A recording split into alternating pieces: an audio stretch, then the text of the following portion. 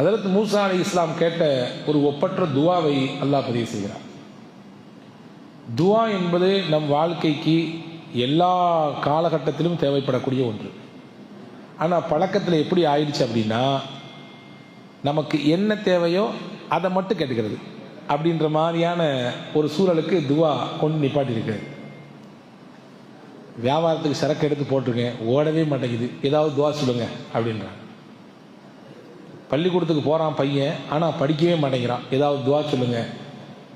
ஒருத்தர் தான் என்கிட்ட கேட்டார், என் வீட்டுக்காரி என்ன சொல்லு பேச்சு கேட்கவே மாட்டேங்குது, நான் என்ன சொன்னாலும் ஏதாவது துவா சொல்லுங்க, அந்த அம்மா என் சொல்லு பேச்சு கேட்கணும்.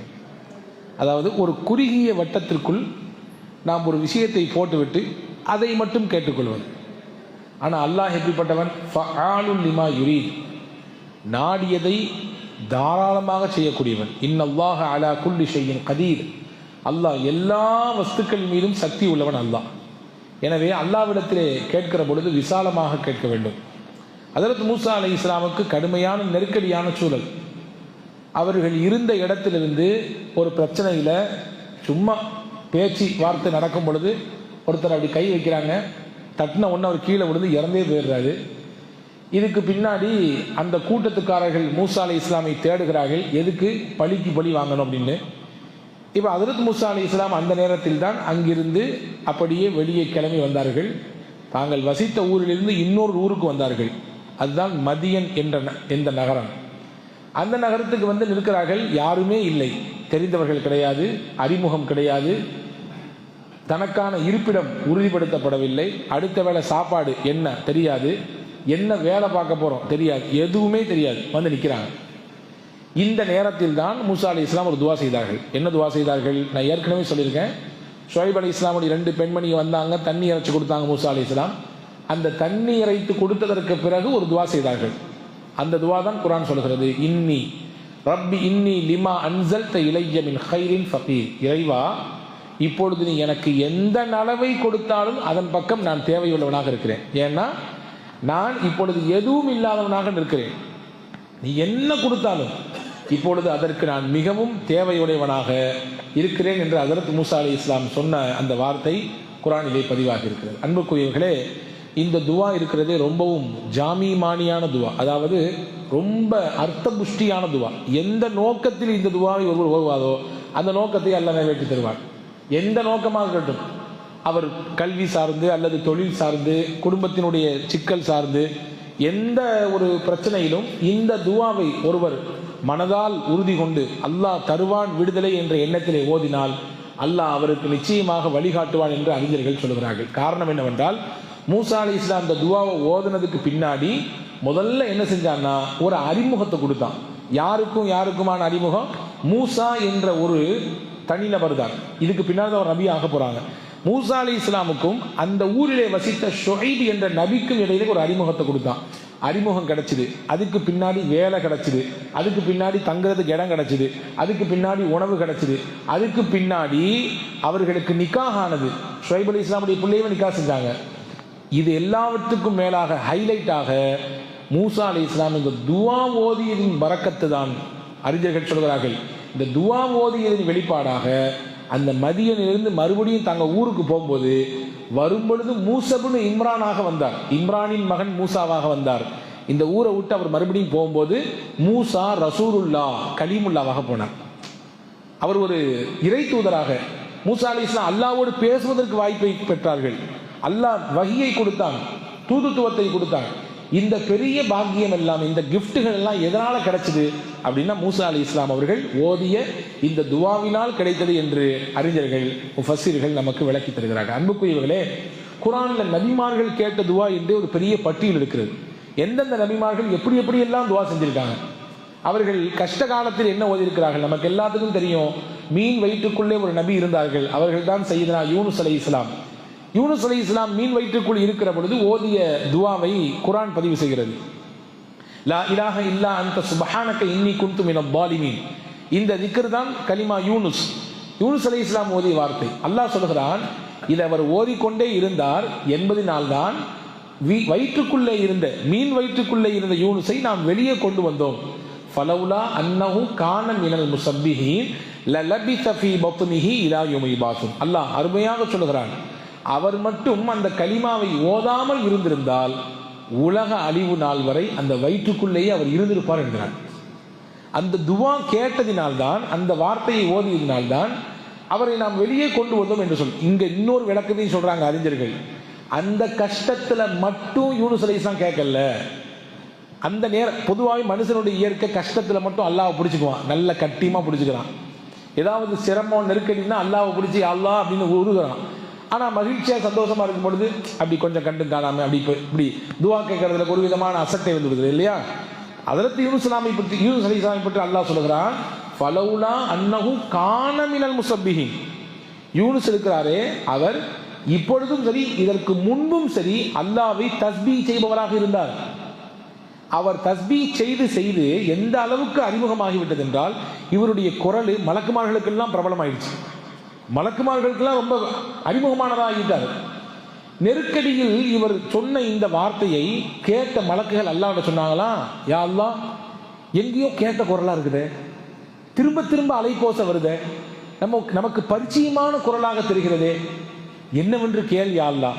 அவருக்கு என்ன கஷ்டமோ என்ன சிரமமோ தெரியவில்லை, உன்னை அழைத்துக் கொண்டே இருக்கிறார், அறிமுகமான குரலாக தெரிகிறது, பதில் சொல்லு அல்லாஹ் என்று மலக்குகள் சொல்ல அல்லாஹ் பதில் கொடுத்தான். பதில் கொடுத்ததின் வெளிப்பாடுதான் வயிற்றிலிருந்து வெளியே வந்தார்கள். இப்போ முன்னாடியே கேட்டு கேட்டு அல்லாஹ்வை தஸ்பீஹ் செய்து செய்து அவரின் குரல் மலக்குமார்களுக்கு அறிமுகமாகும் அளவிற்கு அல்லாஹ்வை அழைத்திருக்கிறார். அப்படின்னா என்ன புரியுது தெரியுமா? நம்ம ஒரு குறுகிய நேரத்தில் மட்டும் அல்லாஹ்ட்ட கேட்கக்கூடாது, எப்போதுமே கேட்கணும், எல்லா நேரமும் கேட்கணும். அடுத்து ஒரு சம்பவம் சொல்றேன் கேளுங்க. ஃபிரௌன் நமக்கு தெரியும், மூசா அலைஹிஸ்ஸலாமுக்கு ஆப்போசிட்டாக வேலை பார்த்தவன். மூசா அலைஹிஸ்ஸலாமை துரத்தி கொண்டு போனான், பெரிய கூட்டத்தோடு வர்றான், படை பட்டாளத்தோடு. எதிரிலே பிரம்மாண்டமான நதி ஓடுகிறது, நைல் நதி. மூசா அலைஹிஸ்ஸலாம் பார்த்து அல்லாஹ் சொன்னா, உங்க கைத்தறியை கொண்டு அடிங்கன்னா அடிச்சாங்க மூசா அலைஹிஸ்ஸலாம். நதியில் அல்லாஹ் பாதை அமைத்து கொடுத்தான். 11 பாதையா பிரிஞ்சுது. அந்த பாதை வழியாக அப்படியே அவர்கள் நதிக்குள்ளே இறங்கி கடந்தார்கள். தூரத்திலிருந்து பார்த்த ஃபிரௌனுக்கு என்னடா இது ஆச்சரியமா இருக்குது. ஃபிரௌன் சொன்னா, இது மூசாவுடைய வேலை தான், இது அவர் செய்யக்கூடிய ஏதோ ஒரு சூனியத்தினுடைய வெளிப்பாடு தான் சொன்னான். இருந்தாலும் பரவாயில்ல, எல்லாருக்கும் பெய்கிற மழை நமக்கும் தான் அப்படின்னு சொல்லி உள்ள நுழைஞ்சிடலான்னு சொல்லி அதற்கு மூசா அலைஹிஸ்ஸலாம் அந்த ஆற்றை பாதி கடந்ததற்கு பிறகு இப்பதான் உள்ள மாப்பிள்ள என்ட்ரன்ஸ் ஆகுறான், உள்ள போயாச்சு. அவங்க அங்க அந்த கடலை கடந்து ஆற்றை கடந்து அந்த புறம் கடலுக்கு போன பிறகு அல்லாஹ் போட்டு கொடுத்த பாதையை அடைத்து விட்டான். ஏன்னா போட்டு கொடுத்தவன் அவன்ல, அவன் தானே பாதையை உருவாக்குனா. இவன் நினைச்சா மூசா செஞ்ச வேலைன்னு சொல்லி, ஆனா அது மூசா செஞ்ச வேலை இல்லை, அல்லாஹ் செஞ்ச வேலை. பாதையை அடைத்து விட்டான். அடைத்த பொழுது புரிந்து விட்டது, ஆகா விவகாரமா வந்து மாட்டிக்கிட்டோமே, யா அல்லாஹ் என்னை மன்னிச்சது, மூசாவின் ஹாரூனின் ரப்பே உன்னை நான் ஏற்றுக்கொள்கிறேன், என்னை காப்பாற்று என்றான். இந்த குரலை கேட்டவன மலக்குகள் சொன்னாங்களாம், இதுவரையும் கேட்காத குரலா தெரியுது, இது வாழ்க்கையில சத்தம் போட்டு பேசுனதே இல்லையே, முதல்ல ஒரு குரல் கேட்குது, இறைவா கேட்காத குரல். யார் குரல்? அல்லாஹ் சொன்னா, இது ஃபிரௌன், இது நாள் வரை என்னைய நான் தான் ரப்புன்னு சொன்னாலும் அந்த பைய குரல் தான். பதில்லாம் கொடுக்காத நீ, ஏன்னா இதுவரையும் கேட்காம மௌத்தை பார்த்த உடனே, சங்கடத்தை பார்த்த உடனே, கழுத்துக்கு நேர கத்தி வந்தவொடனே கத்துறான், கூப்பிடாத அல்லாஹ் அவனுக்கு பதில் கொடுக்காத என்று மலக்குகள் சொல்வார்கள். இந்த வரலாற்று என்பது நேரத்தில் மட்டும் அல்லாஹ்விடத்திலே கேட்கக்கூடாது, எல்லா நேரத்திலும் கேட்க வேண்டும். அதிலும் குறிப்பாக குழந்தைக்காக வேண்டி ஏங்கிக் கொண்டிருக்கிறார்கள், திருமணம் முடிந்தும் பல்லாண்டுகள் தவம் இருக்கிறார்கள், எப்படியாவது தனக்கு ஒரு சந்ததி வந்து விடாதா என்று. அதற்கும் குர்ஆன் மருந்து சொல்கிறது. இப்ராஹிம் அலைஹிஸ்ஸலாம் கேட்ட துவா இருக்கிறது, ஜக்கரியா அலைஹிஸ்ஸலாம் கேட்ட துவா இருக்கிறது. உள்ளன்போடு இறையச்சத்தோடு அல்லாஹ்விடத்திலே நம்பிக்கையை ஆதரவு வைத்து ஒருவர் இந்த துவாக்களை ஓதினால் நிச்சயம் அவருக்கு அல்லாஹ் குழந்தையை கொடுப்பார். ரப்பி ஹப்லி மினஸ் சாலிஹீன், ஹஜ்ரத் இப்ராஹிம் அலைஹிஸ்ஸலாம் கேட்ட துவா, யா அல்லாஹ் எனக்கு சாலிகான புள்ளையை கொடுறா ரப்பேன்னு கேட்டாங்க. ஹஜ்ரத் ஜக்கரியா அலைஹிஸ்ஸலாம் கேட்டார்கள், ரப்பி லா ததர்னி ஃபர்தன் வ அன்த கைருல் வாரிதீன், இறைவா என்னை தனியா ஆக்கிராத. அப்படின்னா என்னமா அர்த்தம்? சந்ததியே இல்லாத ஆளா என்னை ஆக்கிராத, நீ மிகச்சிறந்த சந்ததியை வழங்குவவனிலே பெரிய ஆள் நீ, எனவே எனக்கு சந்ததி பாக்கியத்தை கொடுறப்பே என்று ஹஜ்ரத் ஜக்கரியா அலைஹிஸ்ஸலாம் கேட்ட துவாவை குர்ஆன் பதிவு செய்கிறது. நோய் வாய்ப்பட்டு சிரமத்தில் சிக்குண்டு கிடக்கக்கூடிய, ஆரோக்கியத்தை இழந்திருக்கக்கூடிய மக்கள் என்ன செய்ய வேண்டும்? ஹஜ்ரத் அய்யூப் அலைஹிஸ்ஸலாமை போன்று துவா செய்ய வேண்டும். அய்யூப் அலைஹிஸ்ஸலாம் செய்த துஆவை குர்ஆன் பதிவு செய்கிறது. நோய் என்றால் உங்க வீட்டு நோய் எங்க வீட்டு நோய் கிடையாது. அய்யூப் அலைஹிஸ்ஸலாமுடைய நோய் கிட்டத்தட்ட 18 வருஷம் இருந்தது. நோய் என்றால் உடம்பிலிருந்து அப்படியே எல்லாம் கலண்டு விடும் அளவிற்கு பொக்கணங்கள் வெடிக்கிறது. 18 வருஷம் நோய். நமக்கு 18 நாள உருட்ட முடியல, என்னைய போட்டு இப்படி சோதிக்கிறானே அப்படிங்கிறோம் இல்லையா? அய்யூப் அலைஹிஸ்ஸலாமுடைய மனைவிமார்கள்லாம் போயிட்டாங்க, ரஹீமா அம்மா மட்டும்தான் இருக்கிறாங்க. அந்த அம்மா கேட்டாங்க, அல்லாட்ட ஏதாவது கேட்டு, நீங்க நபியாச்சு, நீங்க சொல்லுங்களேன், அல்லாஹ் தான் வந்து உங்களுக்கு வந்து வழி செய்வானே அப்படின்னு சொல்லும் பொழுது அய்யூப் அலைஹிஸ்ஸலாம் சொன்னாங்களா, ரப்புல் ஆலமீன் என்னை படைத்து 80 ஆண்டுகள் நல்லா வச்சிருந்தான் என்னைய. 80 வருஷத்துக்கு பின்னாடி தான் நோய் வந்துச்சு. வந்து 18 வருஷம் தான் ஆச்சு. இன்னும் 80 வருஷம் வந்தாலும் நான் தாங்கிட்டு இருப்பேன் நாங்களாம்.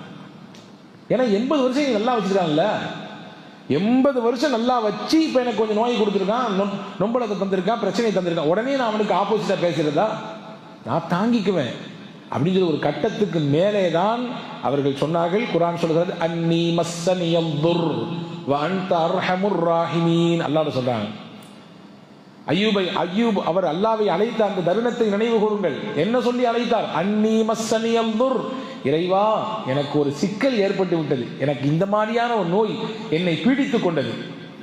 நீ அர்ஹமுர் ராஹிமீன், ரஹ்மத் செய்பவர்களுக்கெல்லாம் மிகப்பெரிய ரஹ்மத்தான நீ, எனவே உன் ரஹ்மத்தை நான் ஆதரவிக்கிறேன். நோய்க்கு சிஃபாவுக்குன்னா கூட கேட்கல, என்னை இதுலேருந்து காப்பாற்றி கொடுத்துடுறான்னு கேட்கல, நீ ரஹ்மத்தானவன், அவ்வளோதான், எனக்கு ஏதாவது உன்னுடைய ரஹ்மத்திலேருந்து என்னை அனுபவிக்க செய்யினாங்க. உடனே தான் அல்லாஹ் சொன்னான், இந்த துவாவை கேட்ட பின்னாடி தான் அல்லாஹ் சொன்னான், அங்கே கையை வச்சு தோண்டுங்க, ஒரு ஊற்று வரும், அந்த ஊற்று தண்ணீரை எடுத்து குடிங்கள், மேலே ஊற்றி குளிங்க, அல்லாஹ் உங்களுக்கு நான் நிவாரணத்தை தருவேன் என்று சொன்னான். அதே போன்று கையை வைத்து தோண்டினார்கள், தண்ணீர் வந்தது, குளிர்ந்த தண்ணி குளிச்சாங்க, மொத்த நோய் சிஃபாவாயிடுச்சு. அத்தனை வருஷம் நோயில படுத்து கிடந்து ஊரே வெறுத்த அந்த அய்யூப் அலைஹிஸ்ஸலாம் ஒரு நிமிடத்தில் அவர்கள் செய்த துஆவினுடைய மகத்தான பரக்கத் உடம்பெல்லாம் மாறி, ஊரெல்லாம் ஆச்சரியத்தோடு பார்த்தது. அப்போ நோய்க்கு எப்படி துஆ செய்ய வேண்டும் என்பதை அதற்கு அய்யூப் அலைஹிஸ்ஸலாம் அவர்கள் நமக்கு கற்றுத்தருகிறார்கள். அந்த மாதிரி தான் நபிகள் நாயகம் ஸல்லல்லாஹு அலைஹி வஸல்லம் அவர்களும் நமக்கு எப்படி அல்லாஹ்விடத்தில் துஆ செய்ய வேண்டும் என்பதை கற்றுக் தந்திருக்கிறார்கள். நம்ம எல்லாருக்குமே கஷ்ட காலங்கள் இருக்கத்தான் செய்யுது, நெருக்கடியான சமயங்கள் இருக்குது, ஏதோ குடும்ப ரீதியா அல்லது பொருளாதார ரீதியா அல்லது நாம் சார்ந்திருக்கிற தொழில் ரீதியாக. அல்லாஹ்வின் தூதர் கேட்டார்கள், நீங்கள் கஷ்டப்படும் பொழுது அல்லாஹ் உங்களுக்கு பதில் சொல்ல வேண்டும் என்று ஆசைப்படுகிறீர்களா என்று கேட்டார்கள். யாரும் தான் ஆசைப்பட மாட்டா? கஷ்டத்தில் அல்லாஹ் கை கொடுக்கணும்னு எல்லாம் நினைப்போம், சிரமத்தில் அல்லாஹ் கை கொடுத்து நம்மளை தூக்கி விடணும் எல்லாம் நினைக்கிறோமே. ரசூலுல்லாஹ் கேட்கிறாங்க, அந்த சிரம நேரத்தில் உங்களை அல்லாஹ் காப்பாற்ற வேண்டும், கை கொடுக்க வேண்டும் என்று விரும்பினால் சந்தோஷமா இருக்கணும், அல்லாஹ் நிறைய கேளுங்கன்னாங்க. மகிழ்ச்சியா இருக்கணும், அல்லாஹ் நிறைய கேளுங்க.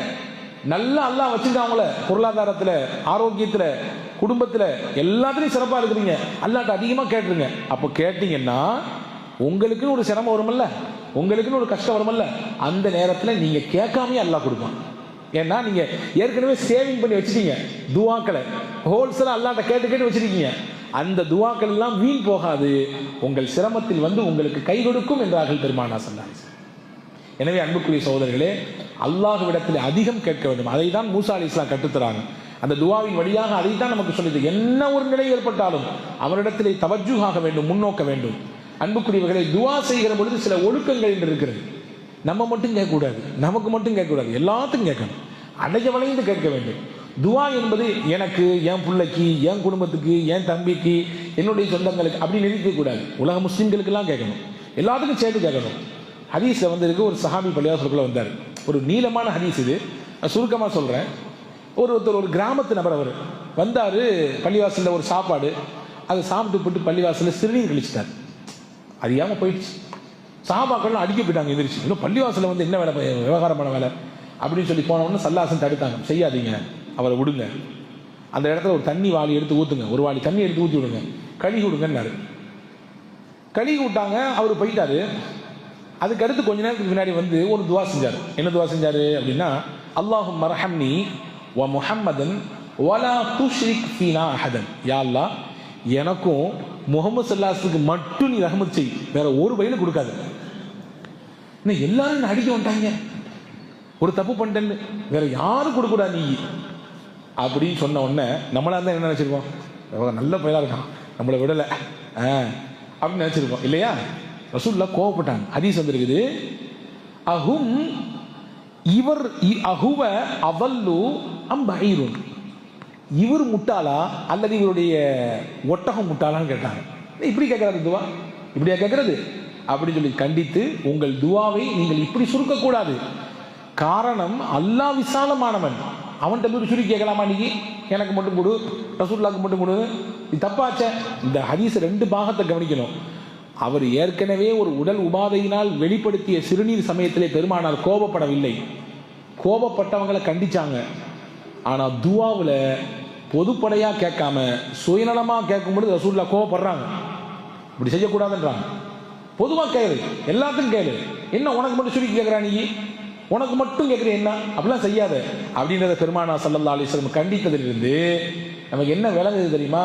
நாம் எப்பொழுதுமே துவா செய்யும் பொழுது எல்லோருக்கும் கேட்கணும். அப்படி கேட்டால் என்ன கிடைக்கும் தெரியுமா?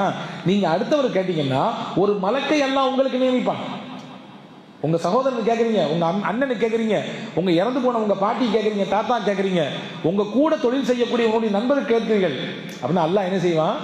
நீ பாட்டு அவங்களுக்காக கேட்டுட்டு இருப்பீங்க, உங்களுக்கு பக்கத்தில் மலக்கு இருந்து சொல்லுவாரு, யா அல்லாஹ் இவர் அடுத்தவருக்கு நிறைய கேட்கிறார், அல்லாஹ் இவருக்கு எல்லாத்தையும் ஃபர்ஸ்ட் நீ கொடுத்துரு, இவருக்கு எல்லாத்தையும் நீ கொடு ஃபர்ஸ்ட், அதுக்கடுத்து அவருக்கு கொடு அப்படின்னு ஹஜ்ரத் ரசூலுல்லாஹி ஸல்லல்லாஹு அலைஹி வஸல்லம் சொன்னார்கள். ஒரு மலக்கை நியமித்து அல்லாஹ் துவா செய்ய சொல்லுவான். எனவே அன்புக்குரியவர்களே, துவாவினுடைய மிக முக்கியமான விஷயத்திலே ஒன்று, நம் துவா என்பது எல்லோருக்கும் ஆனதாக இருக்க வேண்டும். அல்லாஹ்விடத்திலே அதிகமாக கேட்க வேண்டும். சந்தர்ப்பம் கிடைக்கிற பொழுதெல்லாம் கேட்பதற்கு நமக்கு நபிமார்கள் கற்றுத்தருகிறார்கள், குர்ஆன் கற்றுத்தருகிறது, நபிகள் நாயகம் ஸல்லல்லாஹு அலைஹி வஸல்லம் கற்றுத்தருகிறார்கள். அதிலும் குறிப்பாக இந்த ரமதான் போன்ற புனிதமான நாட்களிலே, இது துவாவுக்கென்றே உரிய மாதம். இது இரவில் கேட்க வேண்டும். இரவினுடைய மத்திய பகுதியிலே அமைதியாக இருக்கக்கூடிய அந்த ஒரு ஒரு ஒரு ஒரு விதமான அந்த இருள் சூழ்ந்து இருக்கக்கூடிய இடத்திலே அமர்ந்து அல்லாஹ்விடத்திலே கண்ணீர் விட வேண்டும், அல்லாஹ்விடத்திலே கையேந்த வேண்டும். துவான்னு சொன்னதுனால ஒரு நினைப்பு வருது எனக்கு. ஒரு 3 பேர் சேர்ந்து வெளியூர் பயணம் போனாங்களாமா.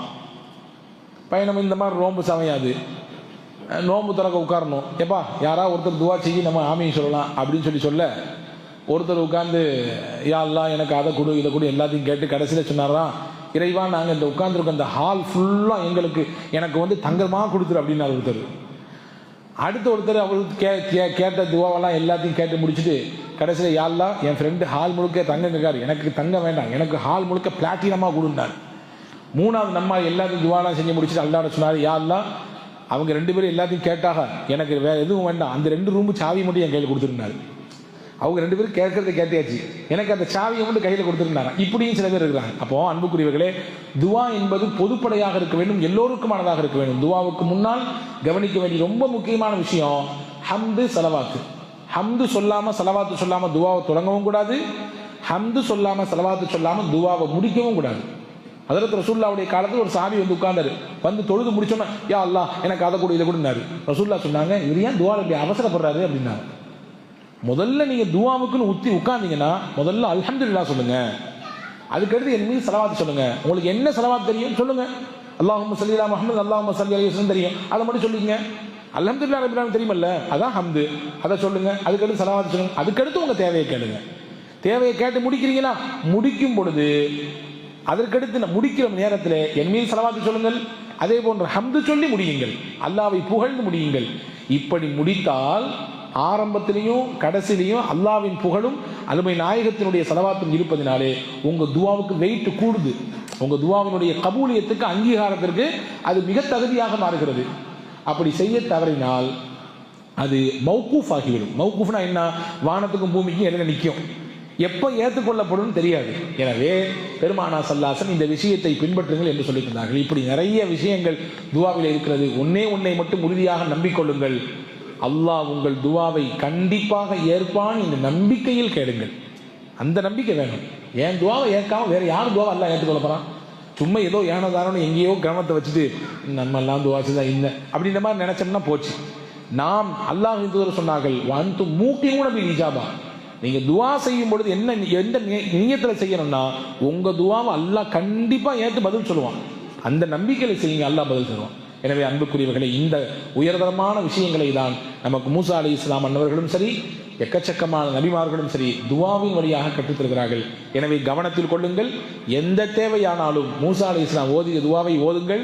நிச்சயம் அல்லாஹ் மிகச்சிறந்த வழியை காட்டுவான். எவ்வளவு பெரிய சிரமத்திலும் அல்லாஹ் கை கொடுப்பான். நமக்கான ரிஸ்கை இழுத்து கொண்டு வந்து சேர்ப்பான். எங்க கிடந்தாலும் இந்த துவாவை நீங்க ஓத துவங்கிட்டீங்கன்னா உங்களுக்கான ரிஸ்கை கொண்டு வந்து இழுத்து கொண்டு வந்து விட்டுருவான். ஒரு தடவை ரப்பி இன்னி சொல்லுங்க எல்லாம், ரப்பி இன்னி லிமா அன்சல்த இலைய மின் ஹைரின் ஃபகீர். மூசா அலைஹிஸ்ஸலாம் அந்த மூசா அலைஹிஸ்ஸலாமுடைய பரக்கத்தினால் அல்லாஹ் நம்ம எல்லோருக்கும் எல்லா காரியங்களும் லேசாக்கி வைப்பானாக. ஆமீன். வாஹிரு தாவானா அல்ஹம்துலில்லாஹி ரப்பில் ஆலமீன்.